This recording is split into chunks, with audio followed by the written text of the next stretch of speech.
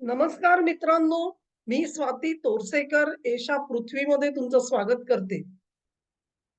काळ कसा बदलतो बघा. कालचक्र घुमतंय म्हणतो आपण. हा मेटा एक काळ मोठी शेती मिरवत होता. मेटा कंपनीच्या सोबत भारतामध्ये फेसबुक चालवलं जातं, व्हॉट्सअप चालवलं जातं आणि Instagram चालवलं जातं. जे कोणी भाजपचे समर्थक आहेत, त्यांना या तिन्ही प्लॅटफॉर्मवरती किती त्रास दिला जातो, हे वेगळं सांगण्याची गरज नाहीये. वेगळं बिलकुल सांगायची गरज नाहीये, कारण हे आम्ही गेली कित्येक वर्ष बघत आलेले आहोत. हा मेटाची जी दादागिरी चाललेली होती ना, दामटून आपली सरशी करून घेत होते, त्यांना आता नाकी 9 आलेले आहेत. नाकी 9 आलेले आहेत. कान पकडले. कान पकडून कबूल केलं, आम्ही चुकलो, माफ करा. यांना माफ करायचे? कशासाठी? आज मीटिंग होती. आय-टी मिनिस्ट्री बरोबर मीटिंगसाठी मेटाची मोठी टीम आली होती. त्याच्यात ते सगळे परदेशी लोक सुद्धा होते. तोंड बघा एकेकाची अशी उतरलेली तोंड आहेत, की तुम्हाला कळेल मीटिंगमध्ये खरपूस भाजलेत त्यांना, खरपूस भाजलेत. सांगितलं तिकडे, चुकलो आम्ही. मोदींचा व्हिडिओ यांनी काढून टाकला होता.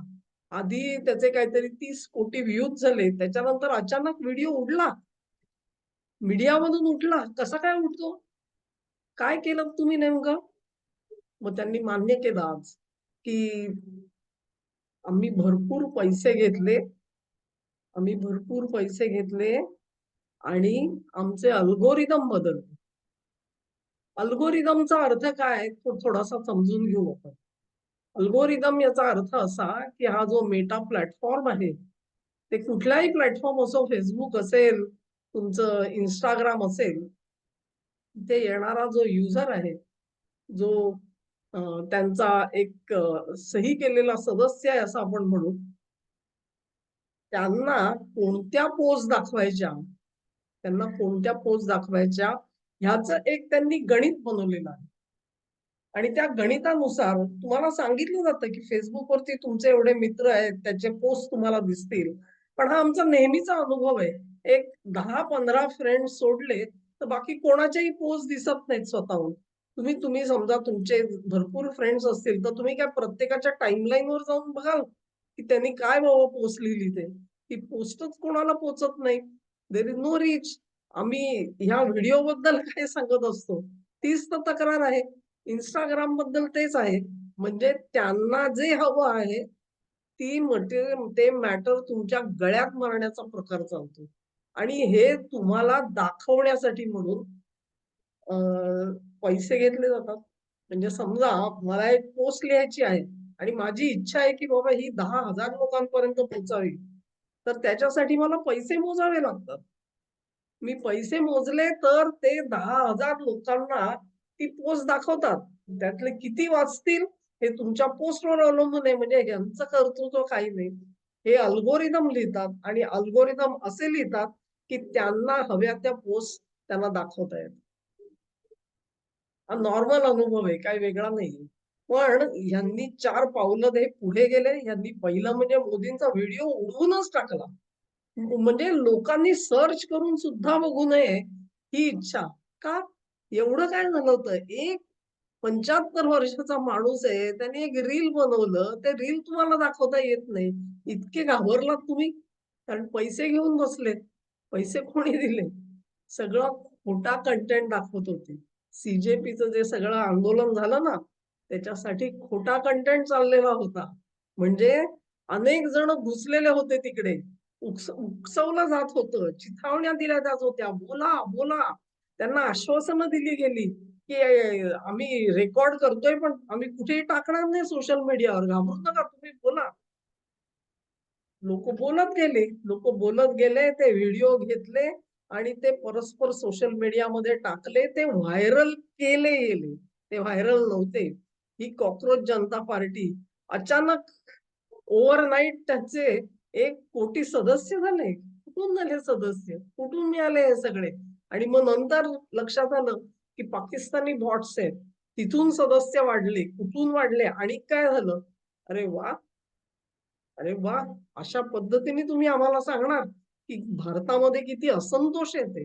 1 कोटी लोक कॉक्रोच जनता पार्टीला जॉईन झाले. ते जर का 1 कोटी जॉईन झाले तर पहिले काही दिवस हजारवर निदर्शक सुद्धा तिकडे का नव्हते? आणि हजारवर निदर्शक नव्हते तर अचानक 4 तासामध्ये लाखभर माणसं जमली कशी तिकडे? कोण काय करत होतं? तुम्हाला पैसे कुठून मिळत होते? या सगळ्याचा छडा लावला गेला. भारताची आय-टी मिनिस्ट्री आहे ना, ती अशीच बसत नाही. त्यांच्याकडे सुद्धा एक्सपर्ट्स आहेत. या एक्सपर्ट्सनी जो डेटा गोळा केला, तो डेटा जेव्हा ह्यांच्या थोबाडावर मारला गेला, त्यावेळी त्यांना गत्यंतर उरलं नाही. गत्यंतर उरलं नाही म्हणून ह्या सगळ्या चुका आज मान्य कराव्या लागलेल्या आहेत. कान पकडायला लागले. हो, आम्ही चुकलो. आम्ही पैसे घेतले आणि आम्ही कंटेंट दाखवला. आम्ही तुमचा कंटेंट दाबला आणि खोटा कंटेंट प्रस्तुत केला. हे मान्य करावं लागलं. ह्याचाच अर्थ असा की भारत सरकारने वॉटर टाईट केस तयार केलेली आहे. वॉटर टाईट केस तयार केली आहे. ह्यांना कुठूनही सुटायची संधी ठेवलेली नाहीये. ही संधी जर का एक संधी असती तर त्यांनी बळबळ करून पूर्ण जगामध्ये दिंडोरा पिटला असता, डिंडोरा पिटला असता आणि सांगितलं असतं, बघा भारत सरकार कसं हुकमी आहे. मीडियावरती ह्यांची हुकुमशाही चाललेली आहे. आम्हाला आमचं फ्रीडम ऑफ एक्सप्रेशन नाही. तुमचा फ्रीडम ऑफ एक्सप्रेशनचा इंडेक्स जो आहे तो फार 150-200 वरती नेऊन ठेवला असता त्यांनी. आता काही नाही करू शकत. आता त्यांना दिलगिरी व्यक्त करायला लागली की हो, पैसे घेऊन आम्ही आमचे अल्गोरिदम बदलले. ते अशा तऱ्हेने बदलले की पैसे देणाऱ्या माणसाचे व्हिडिओ, त्याच्या पोस्ट लोकांपर्यंत जास्त पोहोचतील आणि वस्तुस्थिती सांगणाऱ्या ज्या पोस्ट आहेत त्या दबवल्या जातील. त्या लोकांपर्यंत पोहोचणारच नाहीत याची आम्ही काळजी घेतली. ही कबुली का आलेली आहे लक्षात ठेवा. का आलेली आहे ही काय केवळ पार्श्वभागावर कोणी पदकमलं उमटवली म्हणून नाही आलेली. त्यांना अंतिम ताकीद मिळालेली आहे. कारण मॅटर तिकडेच थांबलेला नाहीये. मॅटर तिकडेच थांबलेला नाहीये. ह्या ज्या गोष्टी आहेत ना, हा केवळ मोदींचा रील उडवण्याचा प्रकार नाहीये. तुमच्या आणि माझ्या पोस्ट दबवण्याचाही प्रकार नाहीये. हा प्रकार आणखी खोलवर गेलेला आहे. आणि तो खोलवर किती गेलेला आहे, त्याचे सगळे पुरावे त्यांच्या थोबाडावर मारले गेले. थोबाडावरती मारले गेलेले आहेत. तेव्हा आपण कुठल्या गुन्ह्यामध्ये फसलोय ह्याचं त्यांना आता भान आलेलं आहे. गुन्हा करताना नाही वाटली तुम्हाला, तेव्हा मजा वाटत होती. कुठल्याही देशाचा कायदा कसाही उडवून लावावा हेच त्यांचं धोरण होतं. तुम्हाला आठवत असेल की 2020 पर्यंत डोनाल्ड ट्रम्प हे अमेरिकेचे राष्ट्राध्यक्ष होते, बरोबर ना? आणि त्यावेळेला ते ट्विटरवरती आपले ट्वीट्स टाकत होते. तुम्हाला आठवते ती गोष्ट? त्यावेळेला ट्विटरमध्ये कोण होते? हेच सगळे लिंबू बसलेले होते. त्यांच्या मॅनेजमेंटमध्ये एक त्या भारतामधल्याच बाईसाहेब होत्या. मला आता गड्डा का काहीतरी असं नाव आहे त्यांचं. त्या बसलेल्या होत्या तिकडे. त्या ती पॉलिसी लिहून ठेवत होत्या. लिबरल्सच्या पॉलिसीने ट्विटर कसा चालवायचा हे ठरवत होत्या. विजया गड्डा और something some such name is there. या मंडळींची मजल इथपर्यंत गेली की त्यांनी ट्रम्प यांचा ट्विटर अकाउंट कॅन्सल करून टाकला, उडवून टाकला थेट. ऐन प्रचाराच्या धुमश्चक्रीमध्ये ऐन प्रचाराच्या धुमश्चक्रीमध्ये ट्रम्प यांच्याकडे सोशल मीडियाचं हँडल उरलं. तोच प्रयोग आपण मोदींवर करायला गेले. तिथे तो खपला. अमेरिकेमध्ये तो खपून गेला. बघा गंमत, मेटा ही तर मेटा, ट्विटर या सगळ्या अमेरिकन कंपन्या. पण तिथे त्यांना कोणी हात लागू शकणार नाही.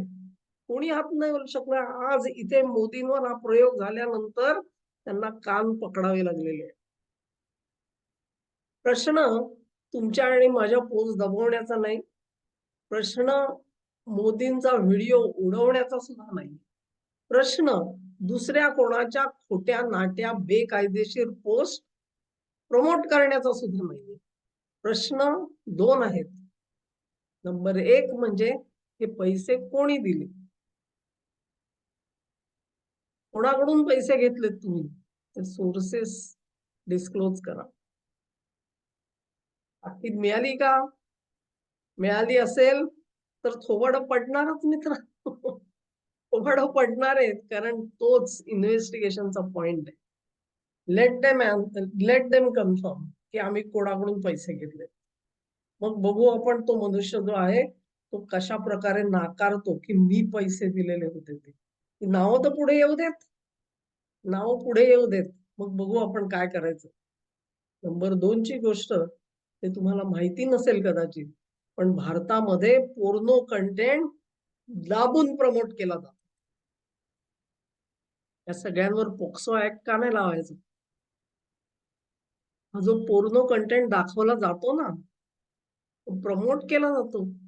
तुम्ही का नाही अडवत? व्हॉट्सअप वरती तुम्ही आणि मी एखादा मेसेज फॉरवर्ड करायचं म्हटलं तर तुम्हाला आणि मला काय सांगता? नाही नाही, 5च्या वरती ग्रुपमध्ये तुम्ही मेसेज पाठवू शकत नाही एका विथ वन की स्ट्रोक. आणि काही काही मेसेज तर फारच फॉरवर्ड झालेले असतील तर ते एकालाच पाठवता येतात. नॉट इव्हन 5, फक्त एकालाच पाठवता येतात. पोर्नोचं काय? पोर्नो व्हिडिओ कोण कोणाला पाठवते? ते कसे फैलतात? ते कसे व्हायरल होत आहेत? कोणाच्या आशीर्वादाने होत आहे? आज जे सगळे अल्पवयीन मुलींवरती जे बलात्कार चाललेले आहेत, ए टू झेड सगळ्या बलात्कारांची कथा बघा. आणि ती माणसं जी आहेत ती असे पोर्नो व्हिडिओ बघत नव्हती, याची तुम्ही शपथ घेऊ शकता? या देशामध्ये अल्पवयीन मुलींवरती बलात्कार बऱ्याच काळापासून होत आहे. त्याच्यापासून कधी सुटका नव्हती, पण ज्या फ्रिक्वेन्सीनी आता होत आहेत, जितक्या केसेस आता पुढे येत आहेत, मुलींची छेड काढली जाते आहे, त्या प्रमाणामध्ये मला नाही आठवत 30, 40, 50 वर्षापूर्वी ही परिस्थिती होती. हे आताच कसं वाढलं? हे कोण करत आहे आणि हे का करत आहे? कसला पोर्नो कंटेंट दाखवला जातो? त्याच्यावरती पाबंदी कशी नाही? तुम्ही बेशरम सुसंस्कृत म्हणवता स्वतःला. म्हणे तुमच्या धर्माने तुम्हाला मोठी संस्कृती दिली. ही संस्कृती आहे तुमची पोर्नो दाखवण्याची? शरम नाही वाटली त्यावेळेला? ईश्वराची शपथ घेताना एरवी मागा मेक अमेरिका ग्रेट अगेन, तेव्हा काय झालेलं होतं? त्याच्यामध्ये सांगितले या सगळ्याला मान्यता आहे? कोण म्हणतं? सगळ्या गोष्टी बाहेर यायला पाहिजे. सगळ्या गोष्टी बाहेर येतील, मला खात्री आहे. मेटाकडून ही जी कबुली आलेली आहे ना, मी खास तो जो फोटो आहे तो फोटो टाकते आहे. तो फोटो बघा, थोबाड कशी उतरली तुम्हाला कळतील. तेव्हा या सगळ्यांना, हे जे कोण मॅनेजमेंट वाले आहेत ना, त्यांना पोक्सो ऍक्ट लावायला पाहिजे. हे असे पैसे घेऊन तुम्ही प्रमोट करता काय? पोस्ट प्रमोट करताय नुसते सरकार विरोधी पोस्ट म्हणून नाहीये, धादांत खोट्या, धादांत बेकायदेशीर पोस्ट दाखवल्या गेल्या, त्या प्रमोट केल्या गेल्या आणि खऱ्याखुऱ्या पोस्ट मागे ठेवल्या गेल्या. सो या प्रकरणाचा सोक्षमोक्ष लावल्याशिवाय सरकार स्वस्थ बसणार नाही. कारण ही मंडळी जी आहे ती अशी फुकाफुकी हातात मिळत नसतात. हे प्रकरण आज जे तुम्हाला दिसतंय ना, त्याचं सळण जी आहे ती गेली आठवडाभर चाललेली होती. मला 100% खात्री होती, ज्या वेळेला मोदींनी हे आंदोलन मागे घेण्यासाठी म्हणून प्रयत्न केले आणि त्यानुसार सगळी हवा काढून घेतली त्याची आणि एकंदरीत प्रकरण निवळलं ठेवलं, त्याचं कारण हेच होतं की खरे कल्प्रिट कोण आहेत त्यांच्यापर्यंत जर का तुमचे हात पोचणार नसतील तर काही उपयोग नाही. सोडून द्या ती 4 मूर्ख तरुण मंडळी जी काय वाटेल ते बडबड करत होती. They are harmless, I am telling you. What can they do? They can't do anything. पण ही मंडळी जी आहेत ना, ही खोटं नाटं पसरवणारी, ही जास्त उद्दाम आहे. हे उर्मट आहेत आणि हे तुमच्या लोकशाही समोरचं खरं आव्हान आहे. तेव्हा त्यांचा मुकाबला व्हायलाच पाहिजे. आयटी मिनिस्ट्रीला आणि त्यांना मदत करणाऱ्या उर्वरित सर्व एजन्सीजना आपण खास धन्यवाद देऊ, त्यांचं अभिनंदन करू.